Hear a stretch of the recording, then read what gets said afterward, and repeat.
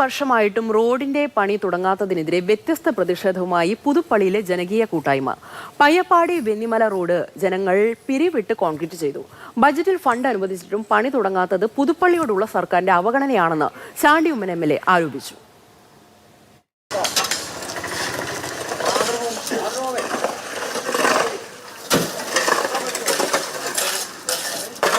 മൂന്ന് വർഷം മുൻപാണ് പയ്യപ്പാടി വെന്നിമല റോഡ് BMBC നിലവാരത്തിൽ ടാർ ചെയ്യുന്നതിന് 5 കോടി രൂപ ബജറ്റിൽ വകയിരുത്തിയത്. എന്നാൽ നാളിതുവരെ ഒരു നിർമ്മാണ പ്രവർത്തനവും നടന്നില്ല. ഇതേ തുടർന്നാണ് വ്യത്യസ്ത സമരവുമായി ജനകീയ കൂട്ടായ്മ രംഗത്തെത്തിയത്.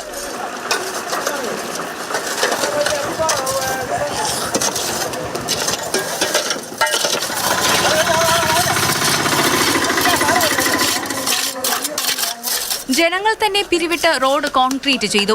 ഈ റോഡിന് 5 കോടി രൂപ BMBC നിലവാരത്തിൽ ചെയ്യാനായിട്ട് ബജറ്റിൽ അലോക്കേറ്റ് ചെയ്തിട്ട് ഇപ്പോൾ 3 വർഷം കഴിഞ്ഞിരിക്കുകയാണ്.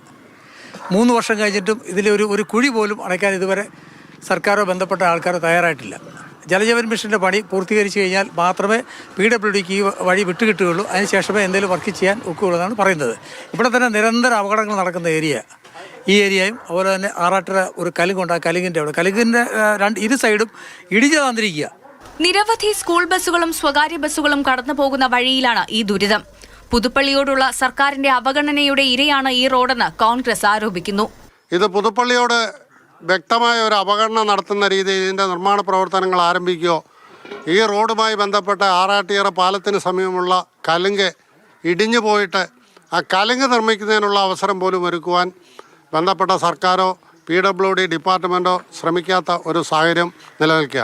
ഗവൺമെൻറ്റിൻ്റെ പുതുപ്പള്ളിയോടുള്ള വിവേചനമാണ് ഇതിലൂടെ ഞങ്ങൾ ചൂണ്ടിക്കാണിക്കുന്നത്. ജൽജീവൻ പദ്ധതി ഏറ്റെടുത്ത കോൺട്രാക്ടർ പണി കൃത്യസമയത്ത് പൂർത്തിയാക്കാത്തതാണ് പ്രതിസന്ധിക്ക് കാരണമെന്നാണ് പൊതുമരാമത്ത് വകുപ്പിന്റെയും ജല അതോറിറ്റിയുടെയും വിശദീകരണം.